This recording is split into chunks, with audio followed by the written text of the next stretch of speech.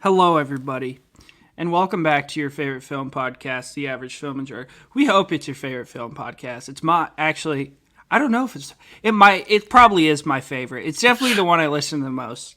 Why wouldn't it be the Real Talk, outside of this one, the Real Talk podcast is goated. I don't know.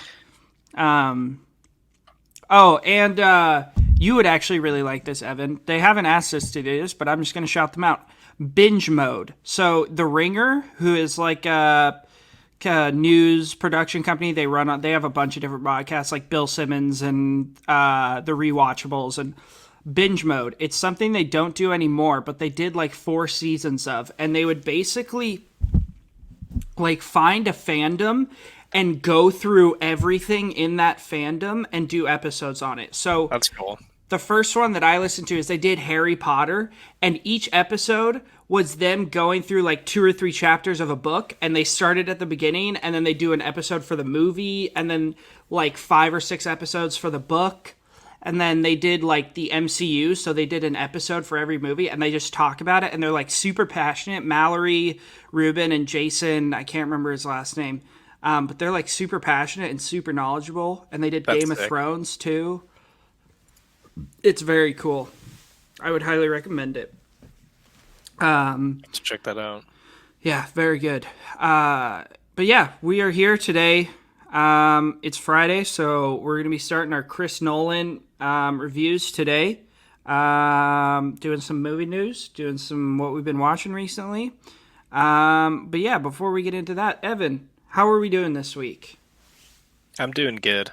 Busy. Like, work has just been crazy still. Yeah. My boss told me that she saw one of my TikToks on her For You page, which was, like, kind of weird, but also kind of wholesome. Yeah. Yeah, just been chilling, watching some movies, playing some video games.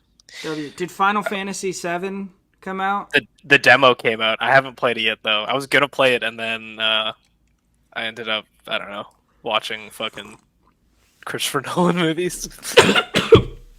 Yeah. I really procrastinated on Nolan. I'm currently dying. I don't know how to swallow. Oh, I should probably cut that out.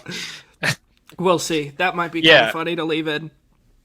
Yeah, I really left the Christopher Nolan too long. So I watched all of them yesterday. Hey man, that's a W. Christopher Nolan is a very bingeable he is. director. It's not like fucking Kubrick where you need to like take a brain break after every movie. Yeah. Kubrick's movies all have super different vibes too, and like Nolan, you kind of know what you're getting with Nolan. Yeah, I love it. I love him. I think Nolan's definitely on my top 10 favorite directors, and I think he is gonna rise on this watch through. I think he's number 3 for me. Yeah. Tarantino, I think he is number 1, and I think he will always stay number 1 for me. But yeah, I've had a good week. Watched some films. Apparently I don't know how to drink coffee. But yeah, I've had a good week. Watched some. I already said that. Fuck. Yeah. I don't know. My life isn't very exciting. So. To me either. Yeah. I went to dinner with my mom last night. That's about the most exciting my week got, you know? Yeah. We went to Red Robin.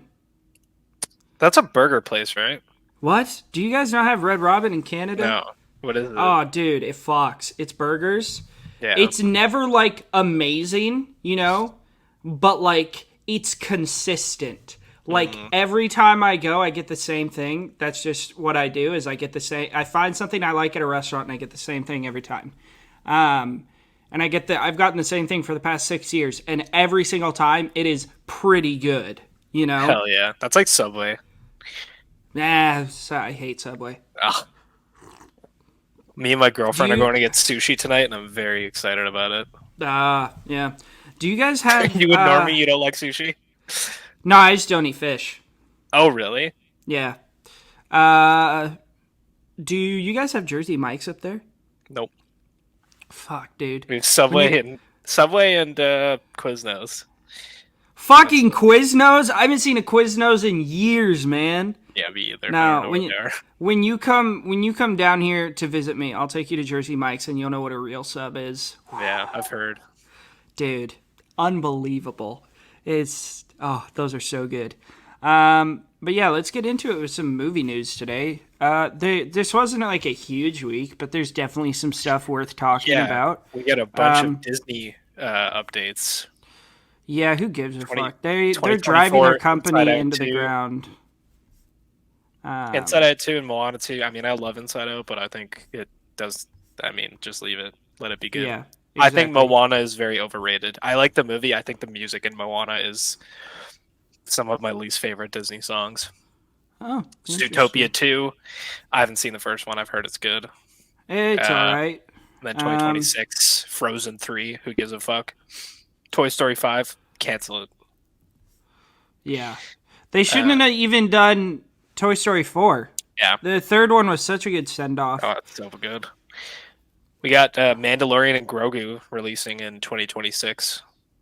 Star Wars. Oh, I did see that. ending. I did Yeah. see that. Speaking of Disney, we got a crazy investment. I need to pull up the number. Disney invested in Epic Games. Did you see about this?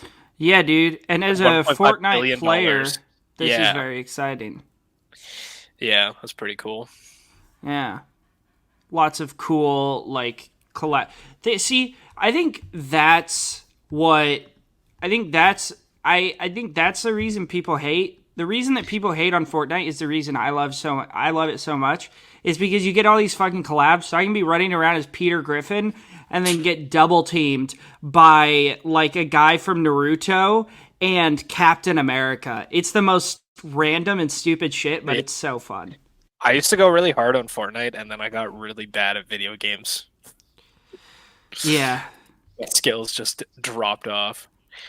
Yeah, that happens. Speaking of video games, I've been replaying Halo. Like I have the Master Chief collection, Yeah. and I'm replaying through like okay, I'm gonna replay through all of them at like heroic level, so right yeah. above normal. Yeah. Fuck, those games are fun. Dude, they're so fun. My God. I was a PlayStation kid. I never had an Yeah. Xbox, so I played Halo for the first time in 2021 with my boy, who's a die-hard Halo fan. Like, die-hard Halo fan. They're such good games. Dude, it was crazy. Like, the library level in Halo 1, we played on Legendary. It was fucking insane. And then we played Halo 2. It's one of my favorite games of all time. Halo 2's campaign is unbelievable. It's so good. Yeah. I was like, oh, I'm so ready to be Master Chief. And he was like, no, you're the Arbiter, bro. Go fuck yourself. I was like, okay. Yeah. And then I fell in love with the GOAT. Yeah, Cortana. Let's see. got something It sounds like Madam Web has destroyed Dakota Johnson's faith and life. No surprise there. That movie's going to be utter shit. I kind of want to go. I'm not going to lie. If I see mutuals like averaging like a 3.5 star, I'll go There's see no it. way. But That movie is going to speed run to streaming services.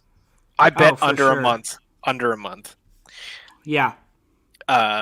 Michael B. Jordan and Ryan Coogler are making a vampire movie having undead plus 1930 setting plus anime influences. It's pretty cool. That sounds dope. I'm down. I'm in. For Vale Station is peak. Yeah. Well, and Ryan Coogler did Black Panther too. Right? That was Ryan Coogler. He did, but I don't really like Black Panther.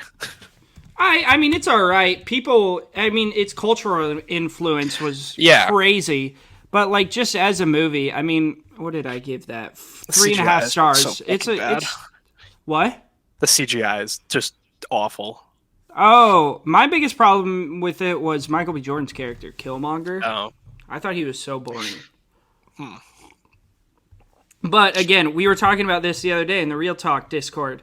Black Panther has some of the coldest line deliveries in the MCU. Like the whole, and as you can see, I am not dead. Yeah. Is just so good. And then I tried to message it, but nobody reacted to it. The line in Civil War, it's like post, like they're going to the facility in Germany, and they're sitting in the car, and Black Panther's like telling Captain America about like what the Black Panther means to his culture, and he's talking about, and you killed my father, so now I am king. So I ask you, as both warrior and king, how long do you think you can keep your friends safe from me? Ugh. God, it's so cold! I need to watch it again. I was debating watching it, and then I ended up watching, I don't even remember. Civil War is so peak, dude. Oh, it's so good. I saw it in theaters, and it's like the start of the decline for me. Wow, that's crazy to me.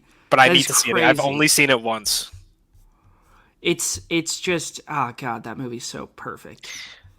We got a trailer for Knuckles, the TV show.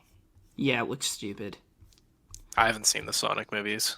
I know me Alex neither. So super hard. Yeah. We got a trailer for Quiet Place Day 1. Yeah. Yeah, I mean, it definitely looks interesting. I'm excited. looking forward to it. I think it'd be cool. Yeah. I mean, we got a little bit of that in A Quiet Place 2 with like awesome. Cillian Murphy's character, and yeah, that was like the best part of the movie. So yeah. I'm definitely looking forward to that. It's a cool universe. Mm-hmm. And the guy directing it, I trust. He did I think we've talked about this before. He did Pig with Nicolas Cage. Right. So, and that movie was excellent. Really good. Shout out Portland, my hometown. So yeah, I'm definitely looking forward to that. Yeah, that should be sick. Did you see this Christopher Nolan thing with Stephen Colbert? Where he said like he's not going to be answering any more fan theories or whatever. No, this is what he said. I have no guilt about watching the Fast and Furious movies. I watch those movies all the time. I love them. You don't need to watch them all in one sitting. It's only the last few where a specific arc of mythologies develop. I would start with Tokyo Drift. Dude, what a Chad. Dude is just a fucking beast. Like, we love him so much. Oh like, my God.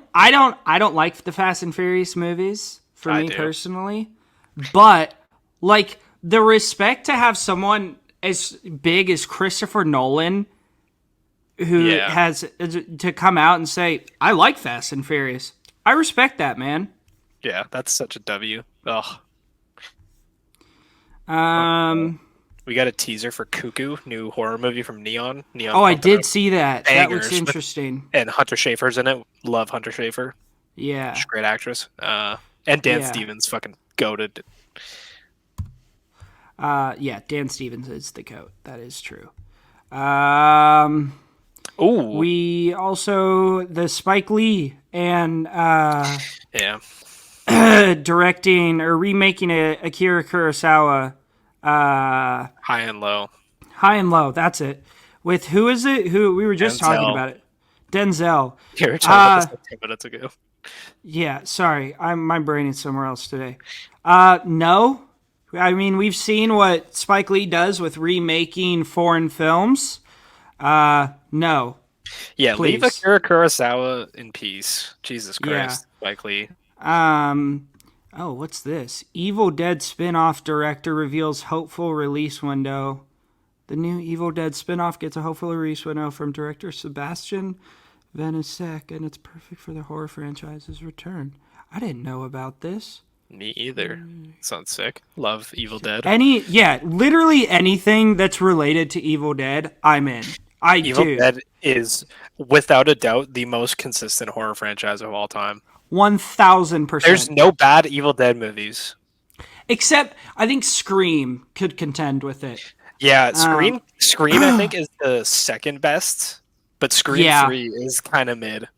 See, it's mid, but it's also not bad. I still enjoy watching it, you know? Here's a hot take. Well, obviously, the first Scream movie is the best one, but Scream 4, the second best. I'm so glad that I'm on this podcast because yes, Scream 4 is fucking amazing. Dude, it's so Scream peak. 4. It's And- so fun. Oh my god. It's my third Okay. favorite. I like Scream 2 a bit more. Story time. So I saw, well, obviously I had seen the first Scream movie. It's one of the greatest horror movies ever made, and Wes Craven completely flipped the genre of the slasher on its head and did so many revolutionary things with that film. God, that film's unbelievable. I think that should be considered one of the greatest movies of all time, but that's a conversation for another day. So I had only seen Scream, and then like right when I got out of rehab, the newest one came out. I think it's 6. Scream 6 had come out. And my brother-in-law was like, "Hey, you want to go see this?" And I was like, "Oh, okay, sounds good." And so I hadn't seen any in the middle, and they reveal all the killers. So then last October, I was like, oh, I might as well finish all the Scream movies. So I go through and watch them, and all of them I know who the killer is, right? But I get to Scream 4, and for the life of me, I can't remember who the killer is. I went into it, that's the only one I went into not knowing who the killer was, and it made it so much more. And Emma Roberts just cooks in that. And you had Hayden Panettiere Kirby, because she's in Scream 6 too. Yeah. Love her. Yeah, she is. Yeah, Scream 4. We'll have to do a Scream watch through for October. We'll do I don't know if we'll do Hooptober again. Maybe I'll feel better once we get closer. I still have PTSD. Yeah, I've never done it. Well, it's fun to watch a horror movie every day. It's not fun to have to record an episode every day. We were talking about this in the Real Talk Discord yesterday. My October was some of the most cursed shit. I don't know if you've seen this. Well, you did like a bunch of franchises. I did. So I did all of the Saw movies, all the Nightmare on Elm Street movies, all of the Halloween movies, all of the Friday the 13th movies, all the Hellraiser movies, like half the Texas Chainsaw movies, all the Scream movies. Have you seen Poltergeist, speaking of Tobe Hooper? Yeah, Poltergeist is a top 5 horror movie for me. That's a massive W. I think it's so good. That movie wastes no time fucking around. The kids are like, there's a ghost, and the parents are like, let's fucking do it. This is why I love you, Evan. This is why I love you. Poltergeist is so peak. And Tobe Hooper's directing and Steven Spielberg's writing shouldn't go well together, but they go well. They go together so well. So well. I love Poltergeist. Craig T. Nelson is goated. Yeah. Oh, God. Thank you. I feel like I've always overloved that movie. It's so good. I need to watch it again, dude. It's so peak. It really is. It's kind of a tragic story with like Poltergeist too, though, because like the little girl died right after they made it. Oh, I didn't know that. That's depressing. Yeah, very sad. Yeah, and so I want to read you a couple days I had. This was a bad day. I think there was more. On October 11th, I watched Queen of the Trap House 2, Taking the Throne, Hellraiser Inferno, Hellraiser Hellseeker, Hellraiser Deader, Hellraiser Hellworld, Hellraiser Judgment, and then Fear Street 1994. And Hellraiser, Inferno, Hellseeker, Deader, and Judgment are half stars. So that's 4 half stars in a row, and then a 2-star. Yeah. And then on October 5th, I watched Halloween 4, 5, 6, Season of the Witch, and then H2O, Halloween Resurrection, and then Wrong Turn and Human Centipede 2 in one day. Season of the Witch is peak. I hate that movie. I hate the Halloween movies. They're so overrated. That's fine. But Fear Street, another solid horror franchise. Yeah, it's really fun. I'm excited for another one. The second one I loved. Yeah, the second one's awesome. It was such a great marketing campaign too. Like, you get a movie a week, and it's all a tied storyline. Like, I want Netflix to do that again, because it was so hyped. Like every Friday, you're just gearing up. Yeah. One last thing I want to touch on.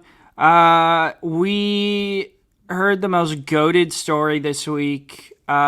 Christopher Nolan talked in an interview about the first person he showed Oppenheimer to was the GOAT himself. which we need to include him on the next like director deep dive voting ballot. I can't believe we forgot him. Steven Spielberg.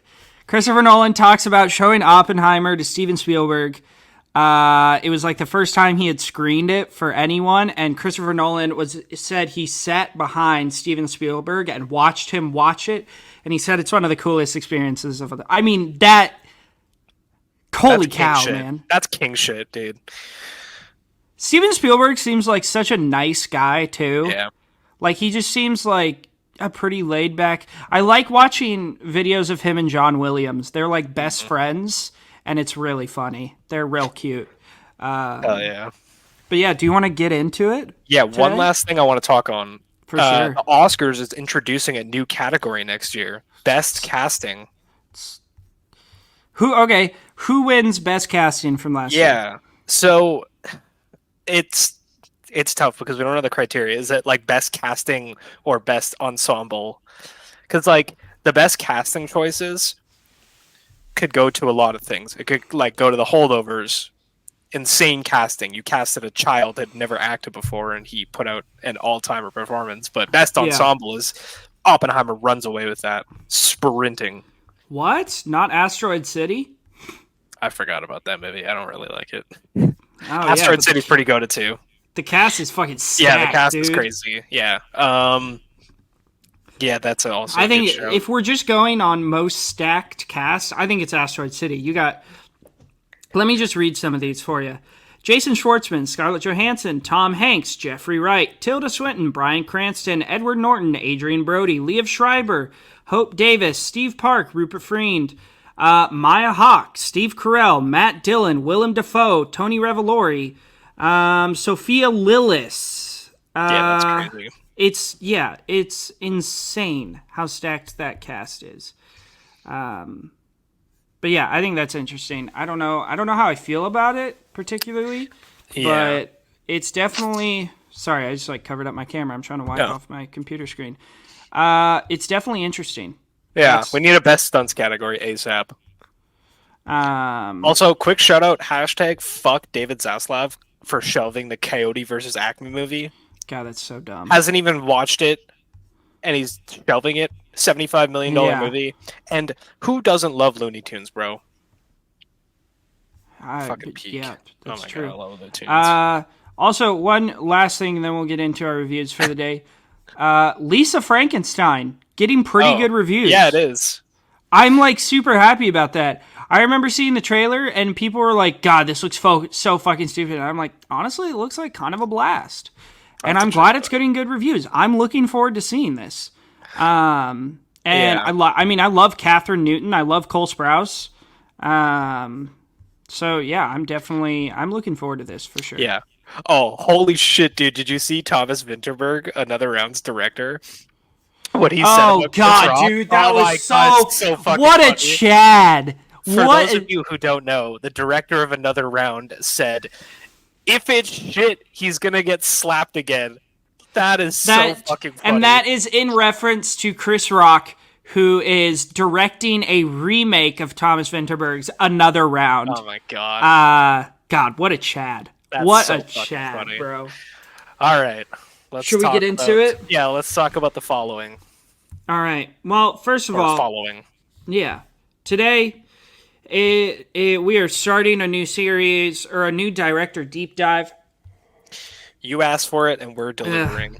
Yeah, with you guys voted for him, or at least one person did, and just sat there and voted for him as many times as they could, which I still don't know who it was. I think it might have been Alan. I don't know. Today, the next 5 weeks, I believe it is, we will be reviewing the films of Christopher Edward Nolan. Chris Nolan is... without a doubt, one of the best working directors today.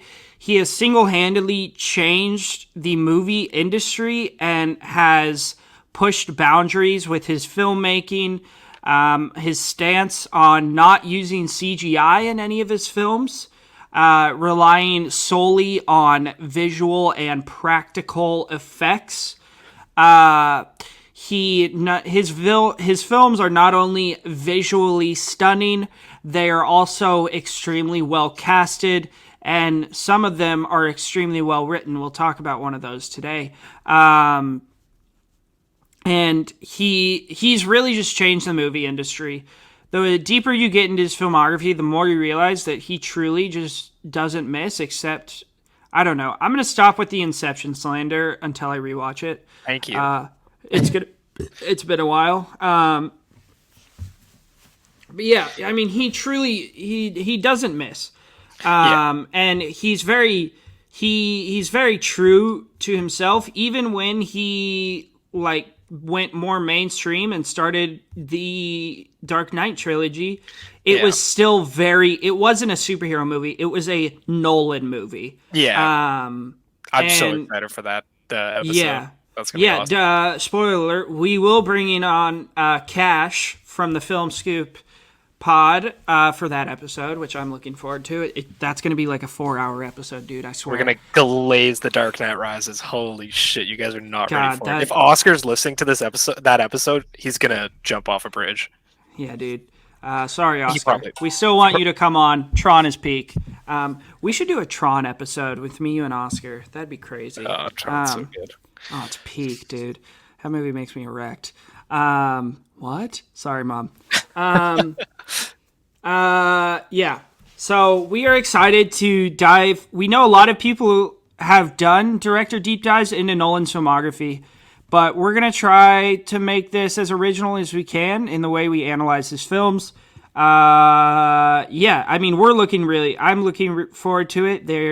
I still haven't seen Dunkirk or Tenet, so I'm looking forward to reviewing both of those. Yeah. I actually finished Nolan's filmography yesterday.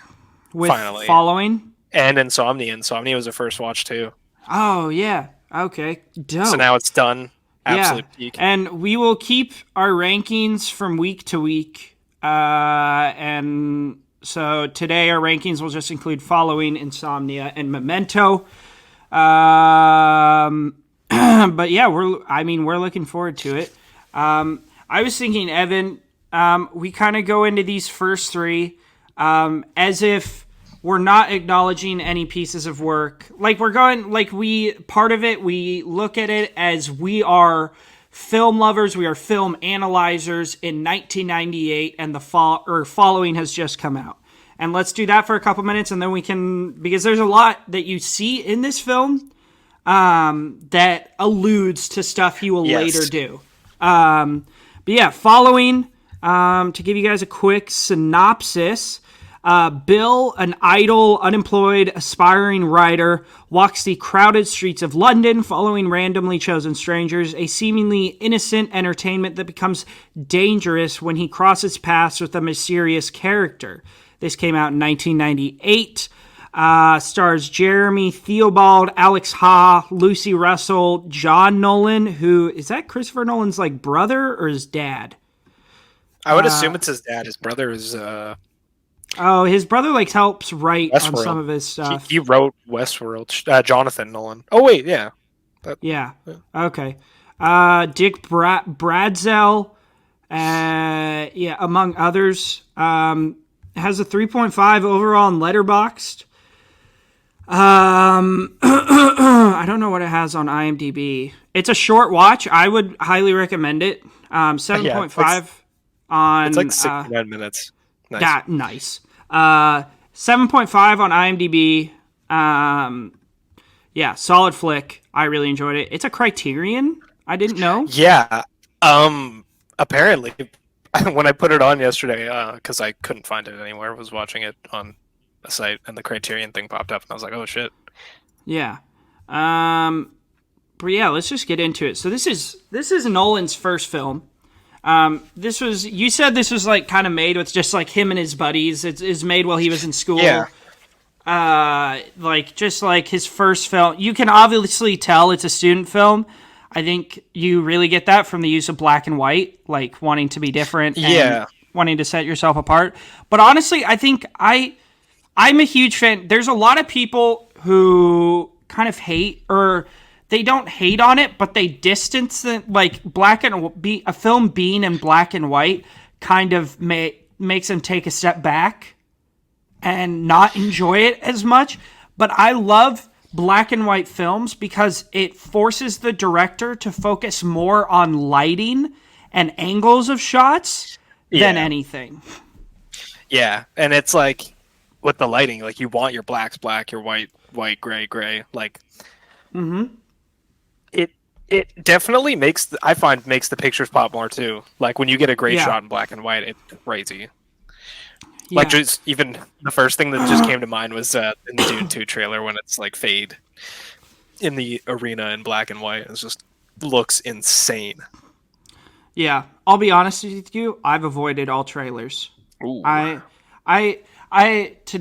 go on to a little tangent, I've done this thing recently because trailers, I feel like, have turned into this thing where they want to show you the entire plot of the movie.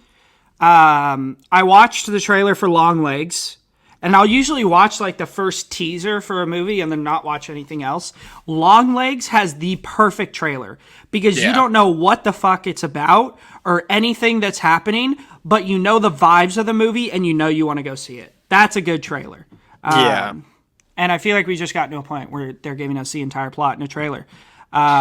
So I'm trying to avoid trailers as much as I can. I used to watch trailers, and then when the pandemic happened and I couldn't go to the theater, and I just stopped. I wasn't force-fed trailers every week. So then I was like... Yeah. I just intentionally show up late.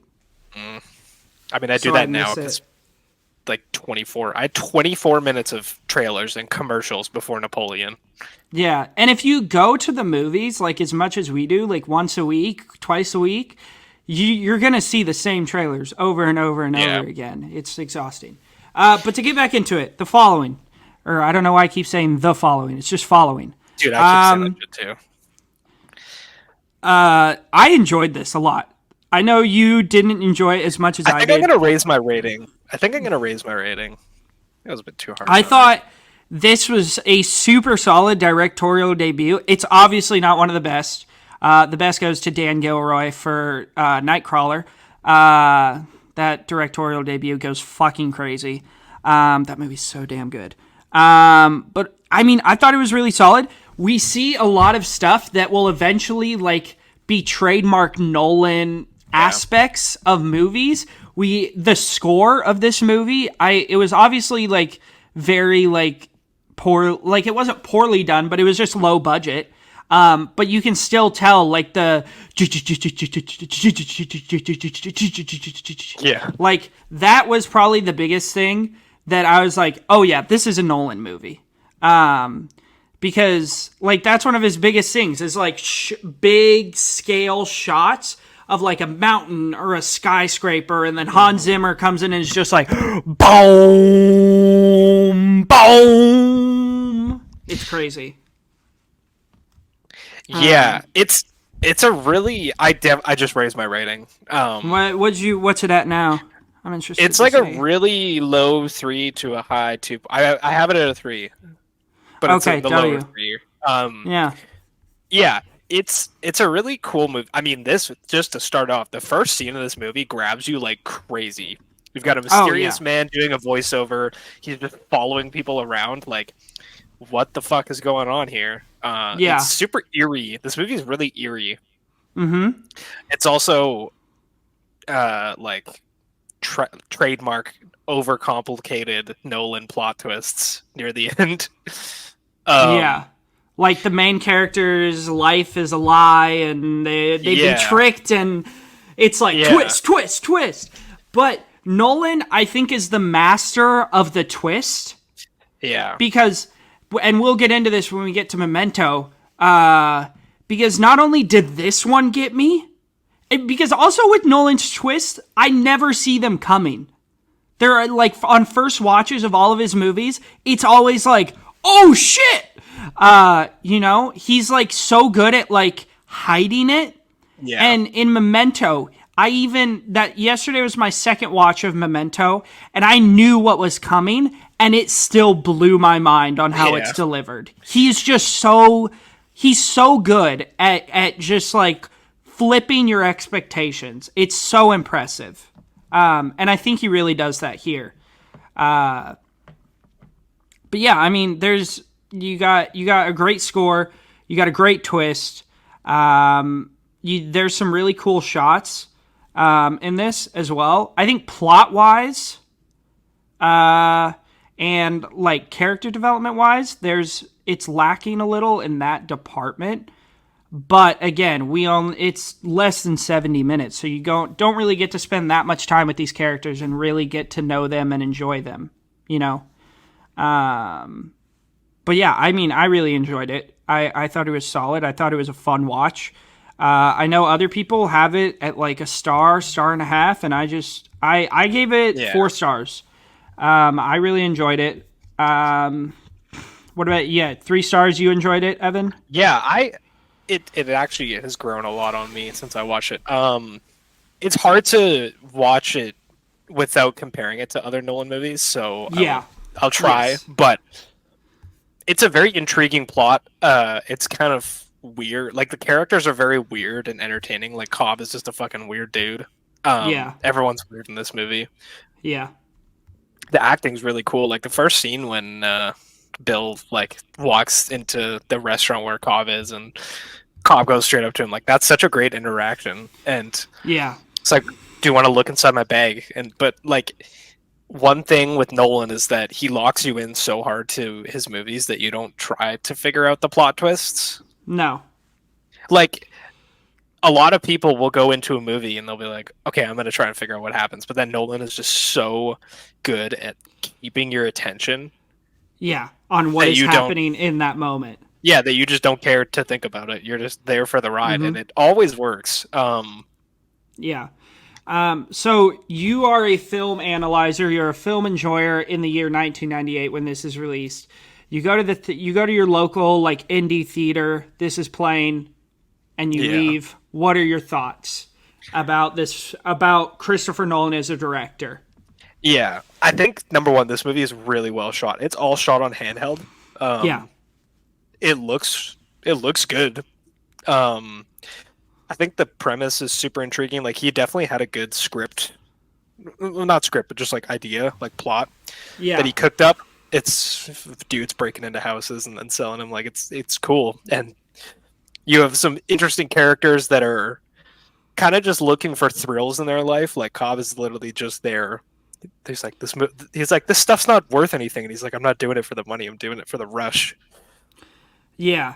It hooks you in with some interesting characters that I think he sets the seed for, because this movie's so short, you might just think, oh, it's a like short film. You're not anticipating some huge plot twist. Yeah. And then it's got some like pretty crazy scenes, like with the hammer, the bald dude breaking hands. Yeah, dude. It's effective. It's an effective movie, I think. Yeah. I think the ending is a bit convoluted. I think that it's entertaining, like the final scene when Bill's in the police station. Yeah. And he's slowly realizing that Cobb was just setting him up the entire time. Yeah, the way it unravels is super satisfying. Like, it's not a happy ending, but it's like really entertaining to watch. Yeah. I mean, I think I'd walk out thinking that, wow, this Chris Nolan guy, I think he shows a lot of promise. I think there's a lot of parts that I liked about this. I think there's some parts that I didn't like, but I'm excited to see what he does next. Yeah. So following, you can stream it on Tubi, the goated streaming service. It's great. Let's get into the next one. So now Chris Nolan has come out with Following. Obviously, it did decently well because of not only the budget, but the cast he was able to secure for his next film, coming out 2 years later, Memento. Starring Guy Pearce, Carrie-Anne Moss, which, might I say, Carrie-Anne Moss was, like, massive at this point. Because this was hot off the Matrix. Yeah, her and Joe Pantoliano, or Joey Pants as I like to call him, they were both hot off the Matrix, one of the most popular movies of the 90s. Just a massive hit. So they could not have been cheap to hire for this movie, and they both play big roles in this film. Yeah. He also secured Guy Pearce, who had LA Confidential in 1997, another huge hit. So it's a stacked cast at this point for like 2000. Like people, like these are household names that people know. He also got the GOAT himself, Steven Tobolowsky. Love Steven Tobolowsky. Just had to shout him out. I love him. Ned Ryerson. He's in Groundhog's Day. But yeah, I mean, he was obviously able to secure a bigger budget, secure a bigger cast, a more experience, and a better cast than his most recent film. It seems like he was given a lot of creative freedom here because there's so much of him in this movie. For those of you who don't know, and if you don't know the synopsis or you haven't seen this, you're missing out. Memento released in 2000. The tagline was, "Some memories are best forgotten." Leonard Shelby is tracking down the man who raped and murdered his wife. The difficulty of locating his wife's killer, however, is compounded by the fact that he suffers from a rare, untreatable form of short-term memory loss. Although he can recall details of his life before his accident, Leonard cannot remember what happened 15 minutes ago, where he's going, or why. Crazy like plot. Crazy idea. But it's executed perfectly. Yeah, also, P.S. This movie's told backwards. Fucking insane. Well, it's told backwards and forwards at the same time. Yeah. Yeah, that's the first thing I want to get into. And I think that's the biggest thing. I think this is Nolan's most well-written film. Holy cow, I have a hat here. I'm putting this back on. I think this is his most well-written film. There is no other movie that I've seen that tells a story that in this most complicated way, he does it so perfectly. It is executed so perfectly. Yeah. There's not a moment where you're like, wait, what's happening? Like, he just starts it and you're like, oh, okay. And he uses the black and white and the color to distinguish what's the past and what's the future, and then how they're meeting in the middle. God, dude, it's so perfect. Yeah. Memento I saw when I was really young. I was probably 14, and I had heard about, guy that made the Batman, like the Dark Knight. He made this movie, and it's forwards and backwards. My brother was telling me about it, and I was like, holy shit. I was laying in bed watching this on my phone, and I was there just in fucking awe of how crazy this movie is. It's entertaining, and the pacing is nuts. This movie races by. Yeah. Big it time. Opens with an insane shot, too. Like, it opens with John G. just getting a fucking... Yeah. Yeah. A reverse headshot, or with the... It's not that, it's the photograph, right? He's shaking it out. Mm-hmm. Dude, that shot is so cool. And then you realize that it's going in reverse because the fading. photograph is, like, fading. Right. Oh, dude, it's so good. Yeah.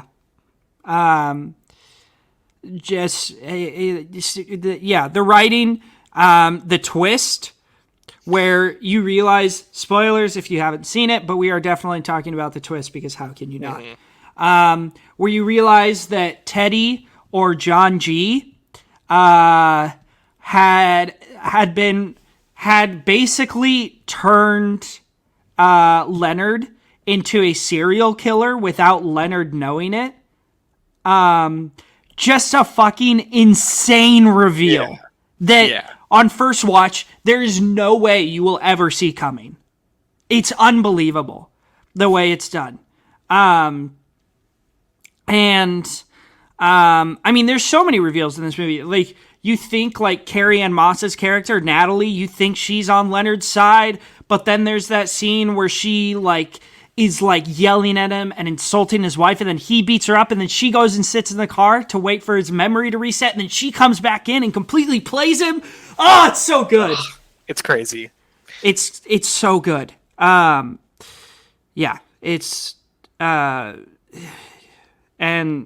I don't know. It's just There's something about this movie that just it like scratches an itch in the back of my brain.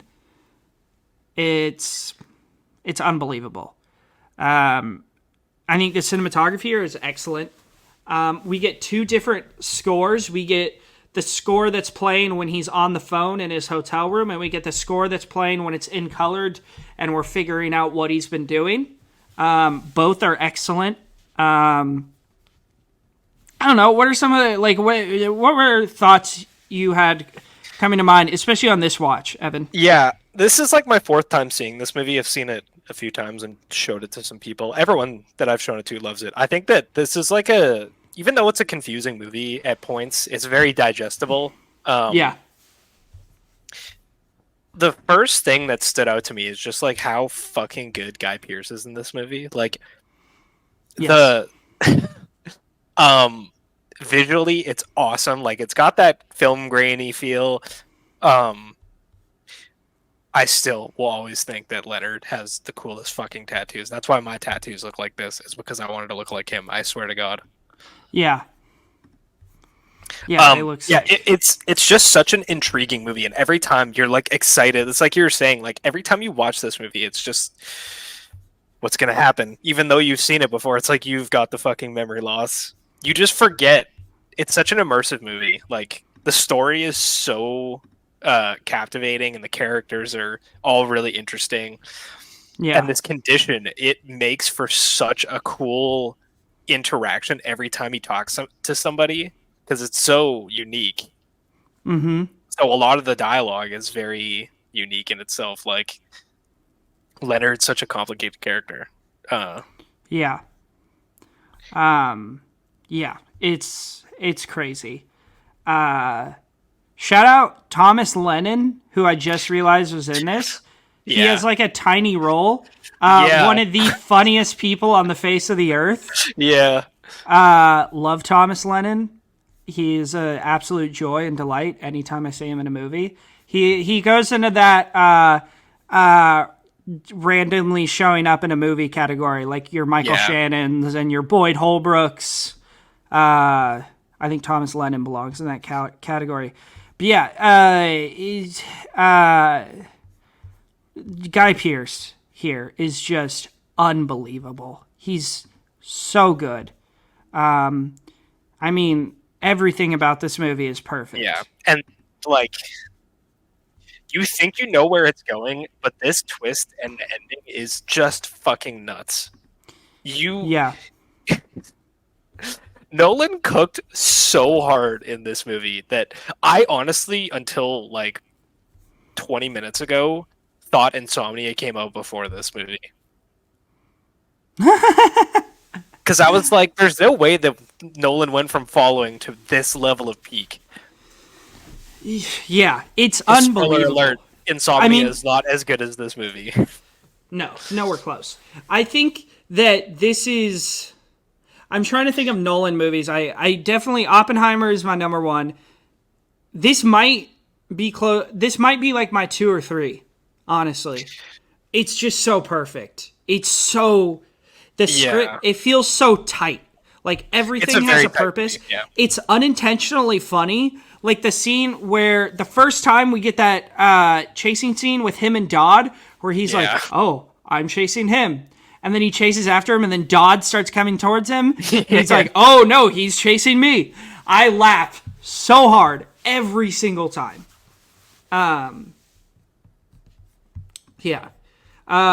So, you are the same film analyzer. You're the same film enjoyer, Evan, in the year 2000. You remember this Christopher Nolan guy from an indie film you saw 2 years ago in 1998 called Following. And then you see this. You walk out of the theater. What are your thoughts on him as a director? Holy shit, this guy was cooking for 2 years straight. Like, I'm curious how long it took him to write this movie. Well, if only we had a device that we could look up literally anything. Yeah. I would think, wow. Like, just genuinely, wow. This is such an inventive film, and there's not a lot like it. It plays with some cool themes and some really interesting storytelling devices. Mm-hmm. considering it's going backwards but also forwards, and then like the black and white scenes kind of giving some Sammy Jenkins background. Like it's and there's just so many layers to this film and so many mysteries to uncover. I would think, wow, this is a complex film, and I'm kind of surprised that this is his first real movie. I would just be so impressed and like excited for the next one. Yeah. Yeah, based on a short story by his brother Jonathan, Memento Mori, published in March of 2001 issue of Esquire. Oh, so it was published after this movie came out. Nolan wrote Memento as a film that could be shot on a low budget, and in fact, principal photography was completed in 25 days. The script made quite an impression while circulating in Hollywood, but Nolan never intended it as a writing sample, as he told interviewed Deborah Eckerling in Script magazine. A lot of people in town were very interested in the script, but were afraid to make it. So I was intended as something I absolutely had to make, but it's not saying anything here about how long it took him. There's a lot here about comparing it to Usual Suspects, which I totally see that. Yeah. You more like Usual Peak. True. Another peak plot twist. Dude, Benicio del Toro in that movie is so funny. Oh my god, it's so fucking funny. Give me the fucking keys, you cocksucker. What the fuck? Give me the motherfucking keys, you motherfucking cocksucker. Blah! God, dude, that movie's so funny. We're probably going to talk about that at some point. It's got to be on the list. Yeah, and he'll flip you. He'll flip you good.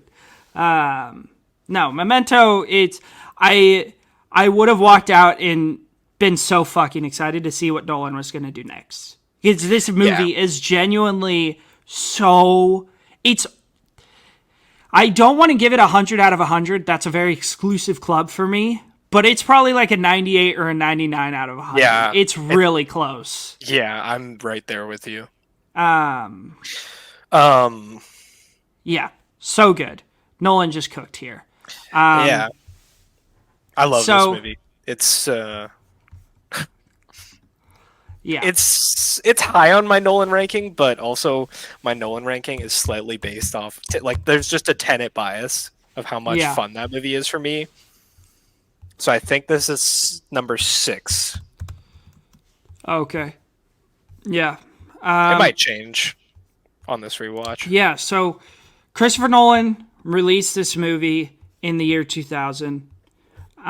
Then, in 2002, we get yet another film from him in the way of a interesting crime thriller. That feels very not Nolan, or why did I just say Nolan? That's so weird. Oh, it's because I'm reading the name Martin Donovan. That feels very not Nolan. We get this release in 2002. We get Insomnia. 2 Los Angeles homicide detectives are dispatched to a northern town where the sun doesn't set to investigate the methodical murder of a local teen. Starring Al Pacino, who is excellent. Robin Williams, who is also excellent. Hilary Swank, who is excellent and gorgeous. And Martin Donovan, who is also excellent. This is definitely an interesting one. I think that this is a step down from Memento, obviously. Yeah. But I still think it's super solid. You want to give us your opening thoughts? Yeah. Also, this is a remake of a 1997 Norwegian thriller. Yeah. Oh, of course it's with Stellan Skarsgård. That's going on the watch list. Yeah. I liked it. I thought the beginning was pretty slow. And then once Robin Williams comes in, which it takes fucking forever for him to show up, 61 minutes. I saw in the video before he pops up. It picked up like crazy. I was so invested. I actually didn't know anything about this movie going into it. I thought that Robin Williams was the other cop. I didn't realize that he was the bad guy. Their dynamic was awesome. It's like this crazy not cat and mouse, but like the way they're working together, but also still trying to have an edge up just so they can't, or so they can fuck each other over if they need. I thought it was really entertaining. I think the premise is really interesting. Like, spoilers, Al Pacino drops his partner in the first like 20 minutes of this movie. Feels bad. Bad aim. Pretty. Yeah. It kind of made me laugh. I'm not gonna lie that he kills his partner because his aim's bad. Yeah. Yeah, so I think the premise is really great. I think it's good up until the last like 5 minutes. I really don't love the ending of this movie. Me and Trey were talking about it last night, so I'm excited to talk about it more. Yeah. Yeah, so I think it's a really strong movie. It's Nolan didn't write this movie, so I think it lacks that, and it could have been a lot better if he did. Yeah. So the casting of this movie, obviously, we see Robin Williams doing something. We see Robin Williams doing something that we've never seen him do, which is play the bad guy.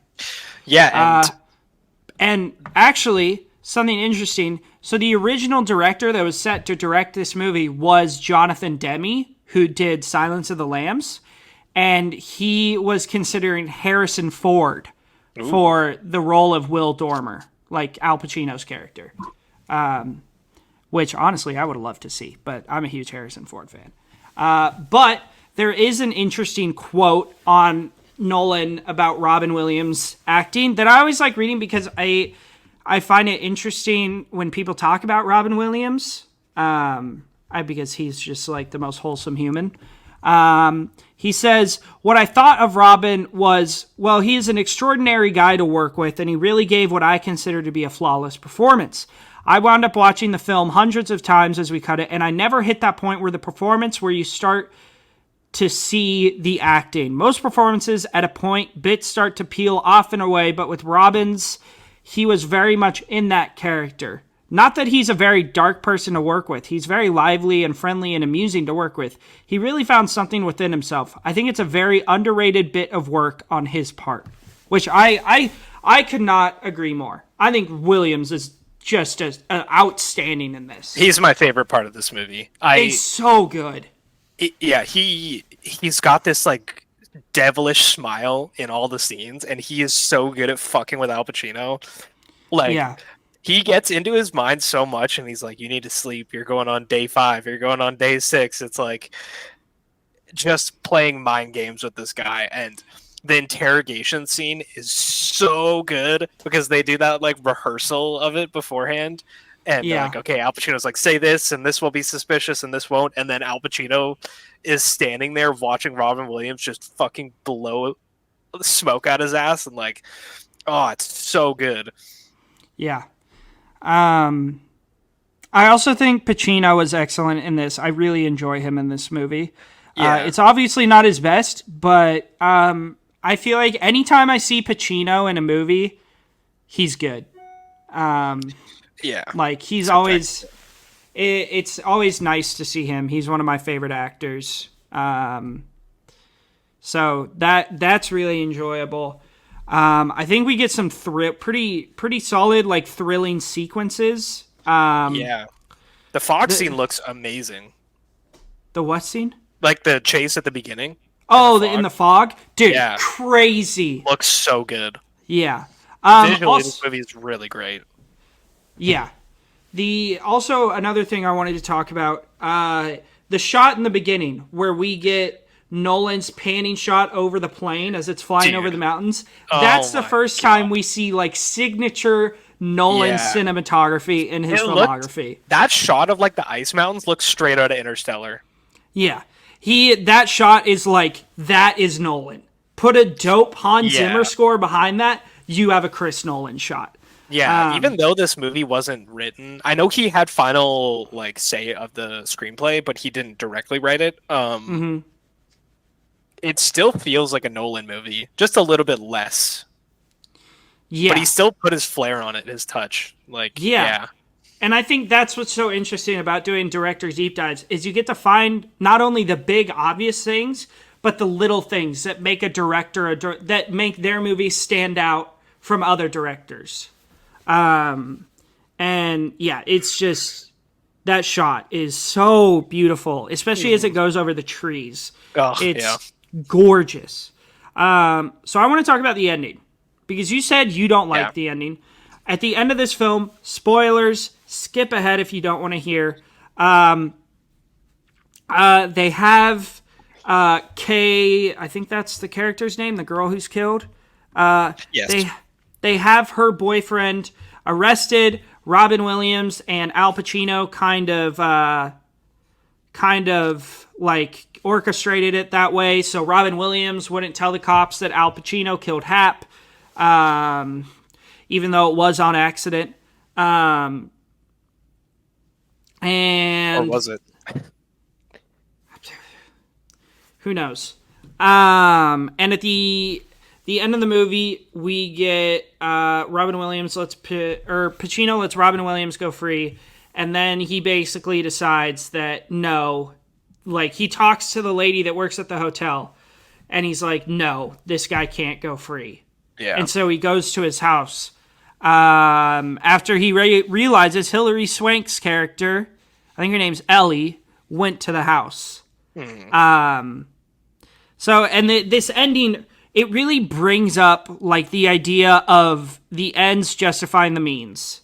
Like, especially when Pacino talks about, when Will Dormer, he talks about the guy he had killed. Right? That's what he says? I can't totally remember.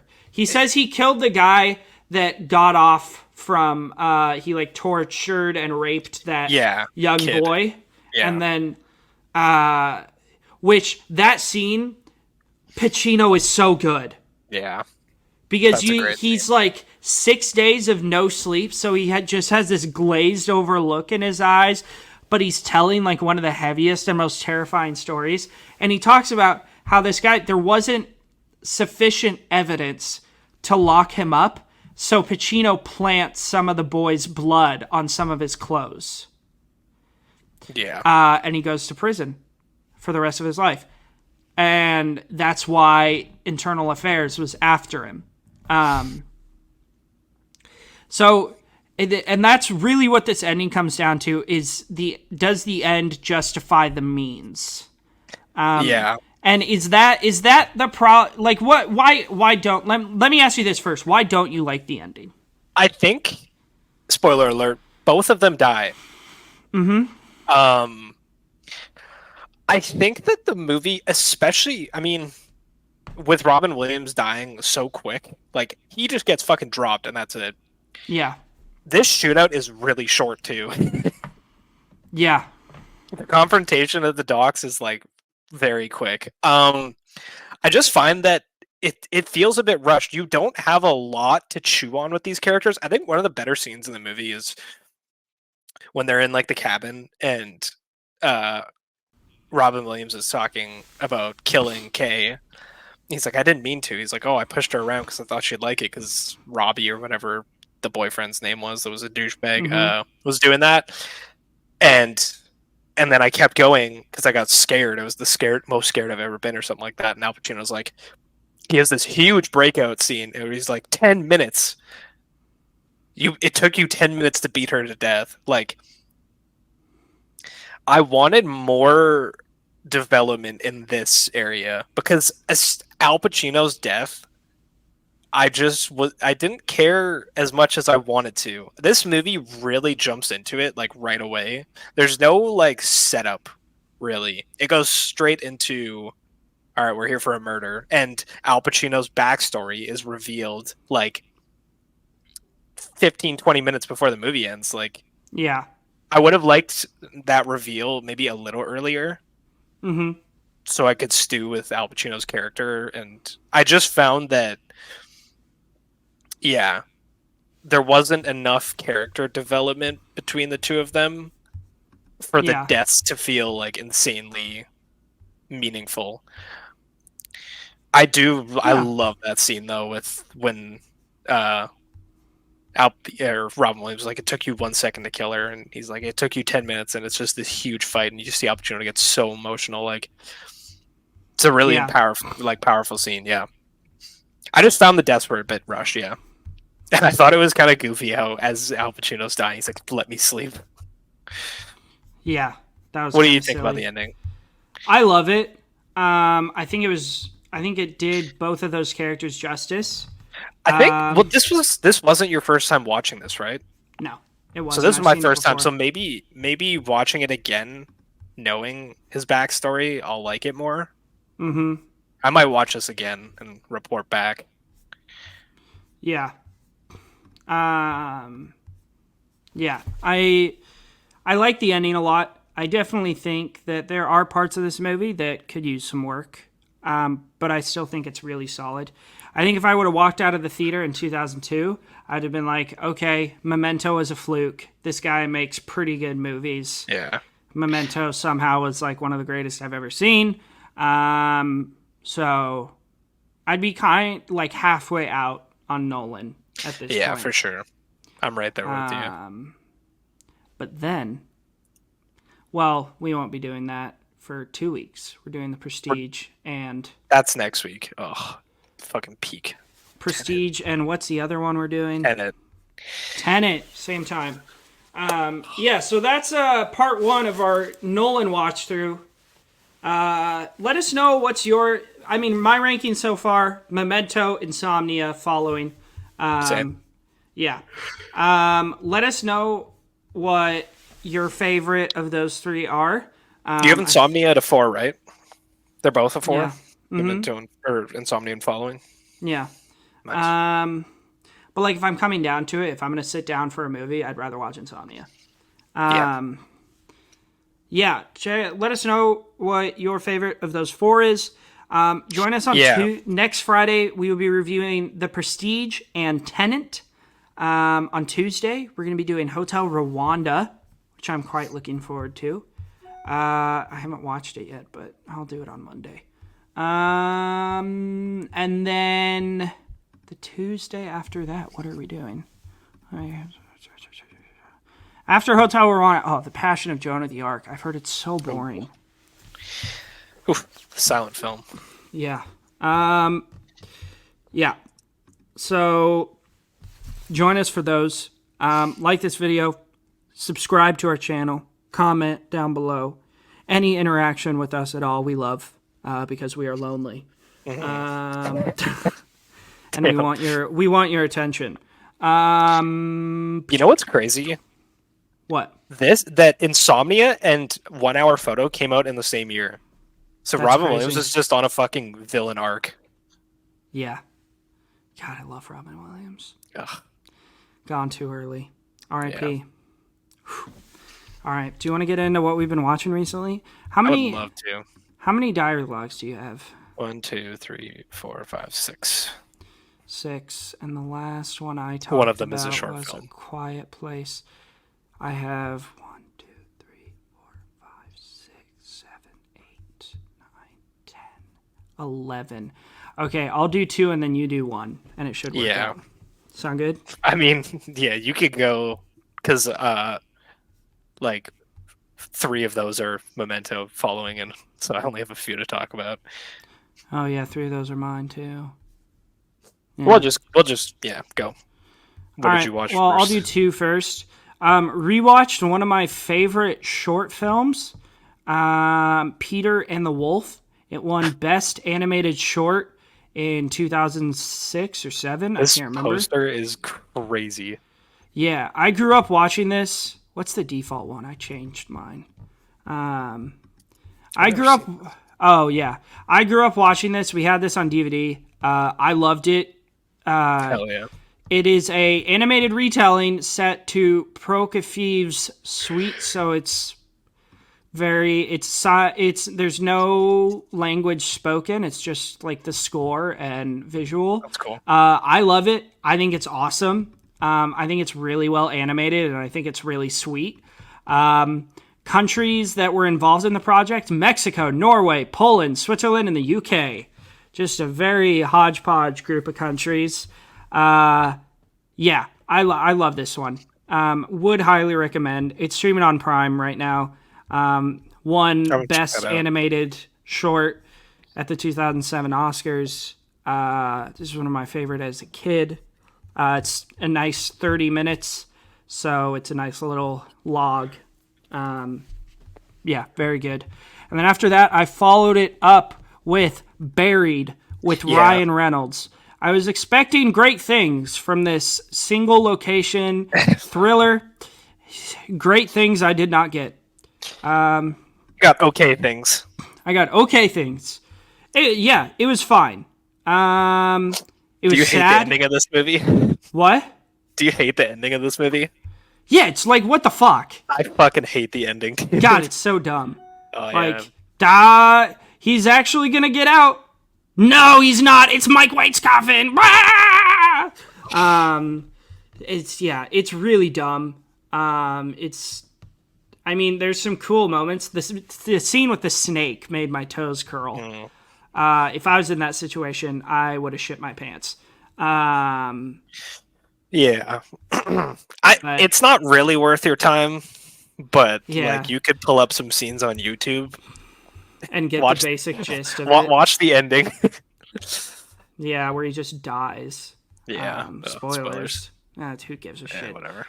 If you're just looking for an okay 94-minute thriller, check it out. If you like Ryan Reynolds, you'll probably like it, because most people who like Ryan Reynolds have like every single movie of his at 5 stars. So, yeah. I'm just not the biggest fan, I guess. Do you like Ryan Reynolds, Evan? Yes. Okay. I don't. Have you seen The Proposal? Yeah. Delightful movie. The first time I found out about him in his movies, I found the first few like really funny, and then I realized he just does the same thing and the same jokes in every movie. So yeah, but I like it. I think it's. There's certain actors that do that, and I like it. Like Jake Johnson. Jake Johnson is the same character in everything, and I love it. I'm here for it. Ryan Reynolds, I'm just not. Yeah. Like, hot take. I like Free Guy. That's not a hot take. I do like Free Guy. Oh, really? I think it's awesome. That's a film. A lot of people fucking hate it in the Real Talk Discord. They this is like half-star territory for them. Oh no! Because you know why? Because they have sticks up their butts. They hate it because the ninjas in it. they just can't enjoy dumb fun movies. Yeah. But do you want to go ahead? Give us a couple. Yeah. I watched Following and Insomnia. W. And then last night I watched Another Round with Cash and Alan. Shout out the Film Scoop and shout out Fistful of Films. Both W podcasts. I'll link both below today. When we watch these watch parties, we usually keep our mics muted. The mics were not muted for this movie. We were yapping. I know, because I came in after the movie, and that is the hardest I've laughed in a long time. Yeah. That was it. It was a really fun watch party. This was a very interesting movie to rewatch. Given some family history that kind of changed my perspective on this movie. It's peak. It's just a fucking amazing movie. It's so thought-provoking. It's brilliantly acted, brilliantly directed. Scores peak, soundtracks peak. What a life peak. Yeah, I love it. It's so fucking good. W. You want to give us another one? Yeah, during the moment this finished, Alan informed me that Capybara Walking was put back on Letterboxd, so watch that real quick. Yes! Absolute peak. Dude, quick spoilers for... You've seen Another Round, right? No. Oh, okay. I'll keep this like... There's somebody that dies during this movie, and we were having a little yap sesh during this scene, because it's not like an on-screen death, and they're at a funeral, and Cash, who has seen the movie before, goes, "Did that guy die?" We're like, "Yeah." Also, you've seen this fucking movie before. It was so funny. Dude, yeah, I love Cash. Shout out the Film Scoop. We will be having Cash on for our 3-hour Dark Knight Trilogy episode. It's going to be a fucking blast. There's going to be a lot of laughs. It will not be mom approved.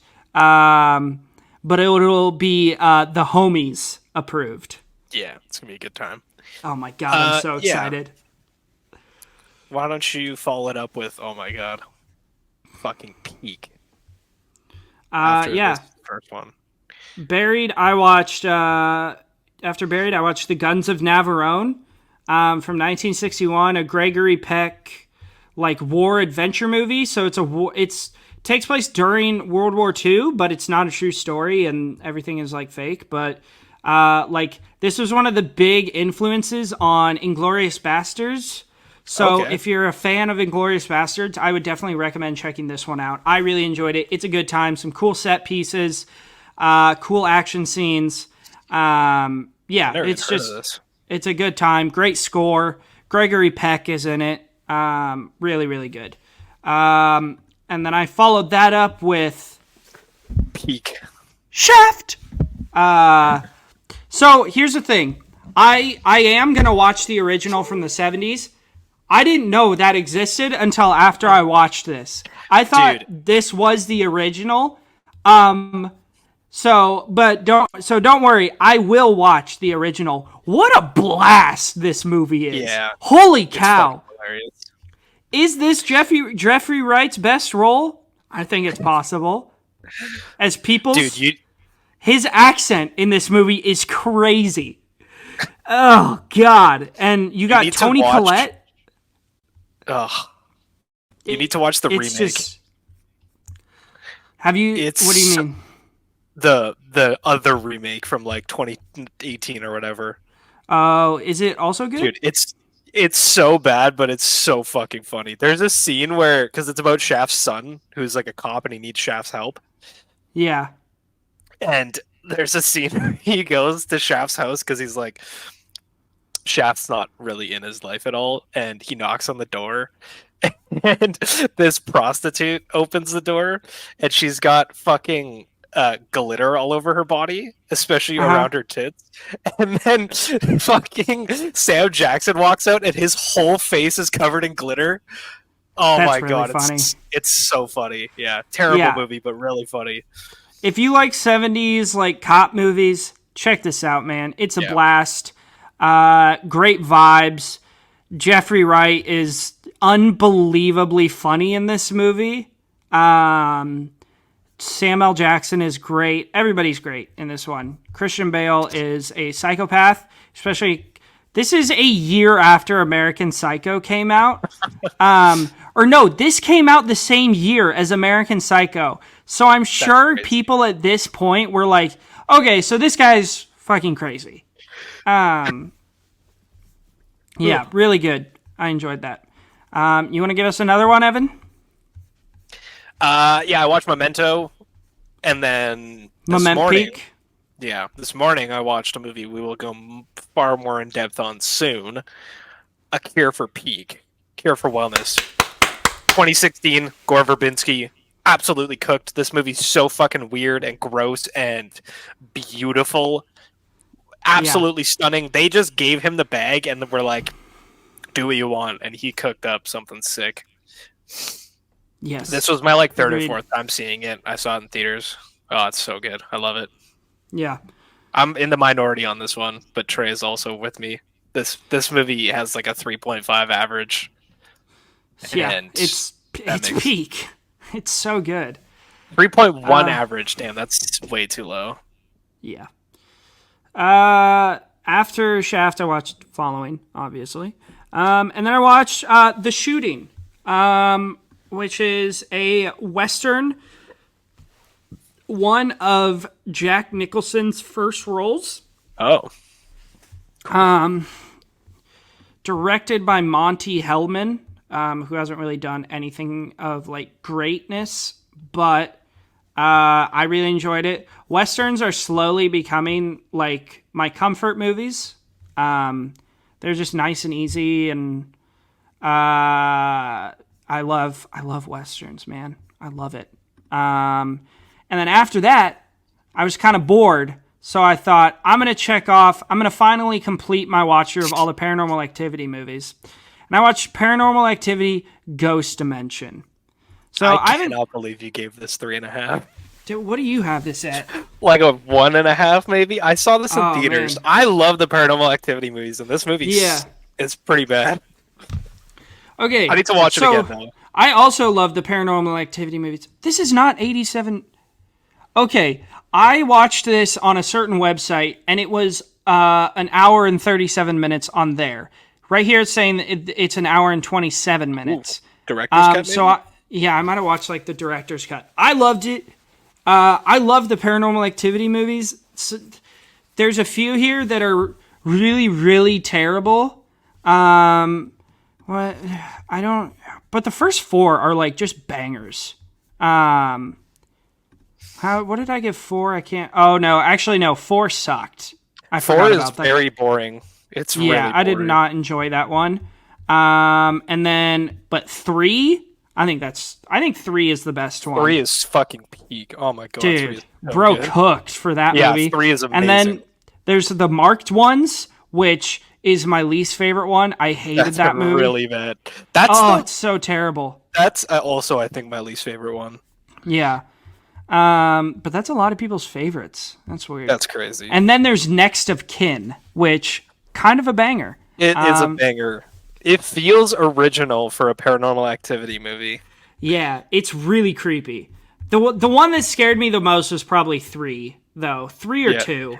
2 had the scene where fucking whatever her name is gets dragged from her room all the way down into the kitchen to the basement. Fucking terrified me the first time I saw it. Oh my god. Which one has the scene where the cabinets basically like they all open and just shoot out everything? That's 2. That's 2? Oh man, the first time I watched that I was like, 2's awesome. Yeah. Yeah, 2's really good. The first 3 are just bangers. But yeah, watched that. It was solid. I enjoyed it a lot. I liked the aspect of being able to like see the ghosts. That added another level of scariness for me. That I really enjoyed actually. I thought whoever's in it, they cast like the most attractive people in these movies.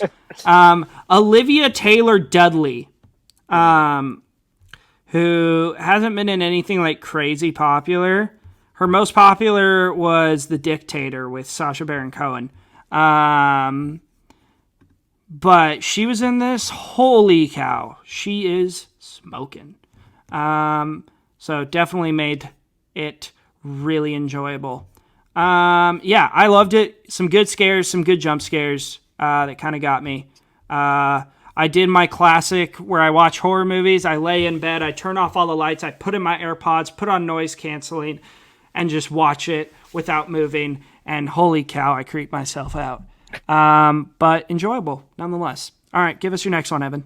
That's it. Keep going. I'm out. Oh, I keep going. Okay. Yeah, just keep rattling through. All right, give me a second and pull my diary back up. After I followed, or then I went to bed, and then I woke up, and I watched Peter Weir Peak. And you may be thinking to yourself, oh, Peter Weir Peak, he's probably talking about The Truman Show. He's probably talking about Dead Poets Society. He's probably talking about The Mosquito Coast. I'm talking about none of those. I'm talking about Witness, starring Harrison Ford, Kelly McGillis, and Danny Glover. And what's his name? What's his name? Joseph Sommer, who plays Mr. Ducksworth in the Mighty Ducks movies, or in the first one, at least. This was a great film. Super feel-good romance, but also has a crime thriller aspect to it.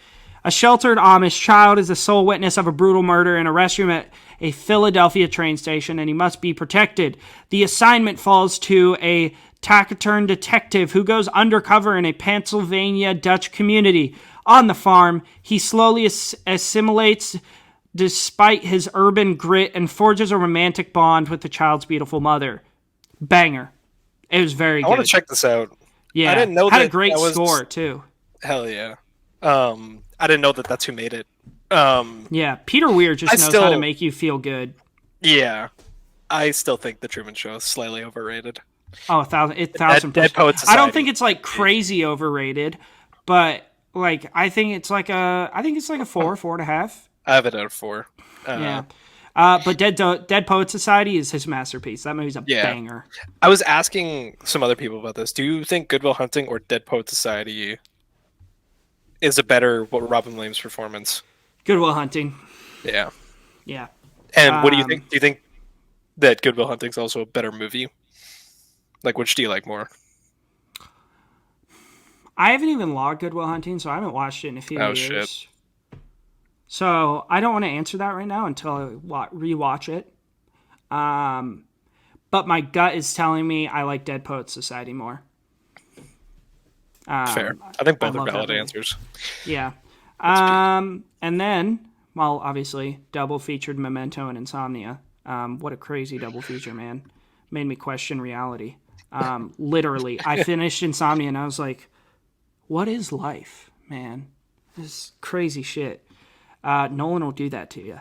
And then last night I followed it up with Mr. Harrigan's Phone. Not worth anybody's time. It's dumb. Couldn't decide what its theme wanted to be, whether it's getting over the grief of a loved one or the anger and hate you experience during grief, or being addicted to your cell phone and the importance of reading books. Really couldn't decide what it wanted to do, which made for a very boring and complicated movie. Donald Sutherland plays another curmudgeon old man. What a surprise. And Yeah. Jaden Martell is fine, I guess. I don't know. I think people like praise him. I think he's good in a few things, and I think he's really bad in some other things. But I think he's great in St. Vincent. Have you seen St. Vincent, Evan? No, that's with Bill Murray. No, I want to, though. I've heard it's really good. It fucks, dude. Yeah. And it's like Jaden Martell when he was like 11. And it's so good. I love that movie. But yeah, that's my diary. Don't watch Mr. Harrigan's Phone. It's not worth your time. I thought it was going to be. It's not. It's really... it's yet another Stephen King short story where that just hasn't... It wasn't done justice. He will never be done justice. I hope Mike Flanagan's Dark Tower rendition will change that. Because that is one of the greatest pieces of fiction ever written. But it just hasn't. Except maybe like Shawshank Redemption. Even The Shining doesn't do The Shining justice because Kubrick completely changes it. Not saying that The Shining is a bad movie. I think it's one of the greatest movies ever made, but it's nowhere near close to what the book is. I'm not saying the book is better. I think the movie's better. But again, he didn't respect the source material. Yeah, exactly. Yeah, that's our podcast for today. Join us Friday. Nope, today's Friday. Join us Tuesday for our review of Hotel Rwanda, and then join us next Friday for our reviews of Tenet and The Prestige. I'm so and excited. Obviously, movie news and all that good stuff that we usually do. Maybe some more music yap sesh. Yeah, really quick. Trey hates Fleetwood Mac, everybody. That's true. That's not true. I never said I hated. Nicks. Okay, yeah, you hate Stevie Nicks. I hate Stevie Nicks. I never said I hated Fleetwood Mac. I think Fleetwood Mac. I don't think their music's very good, but I enjoy listening to some of them. You know? I can't believe you don't like Dreams. It's like how I feel about the Beatles. I think the Beatles are just a technically bad band, but like I enjoy some of their songs. I have no stake in that. I don't listen to the Beatles. Yeah, they're the kids bop of the '60s. They took Black American music and dumbed it down for white people and made it their own. So did everybody else in the British invasion. And so did Elvis. Fuck Elvis, dude. Yeah, that guy's the Elvis. fucking worst. Never did anything original in his life. And if you're an Elvis defender, look into all of his hits. The only one that is not a cover from a Black American musician is Can't Help Falling in Love. Literally everything else is a cover of a blues He's also artist. a pedophile. Big time, dude. Elvis is the worst. Yeah, fuck Elvis. Yeah. God, dude. Fucking Baz Luhrmann. Yeah, so join us for those episodes. If you want to find us on our socials, I'm Trey the Film Noob everywhere, and Evan is Evan0567 on Letterboxd. Join us next week, please. Please keep listening. I'm gonna glaze Tenet really hard. Yeah. Share us with your friends who also like films or who may not like films and you want them to like films. Yeah, that's about it. Yeah. We hope you guys have a good weekend. Watch a movie. Let us know what you think of said movie. And we will see you next time.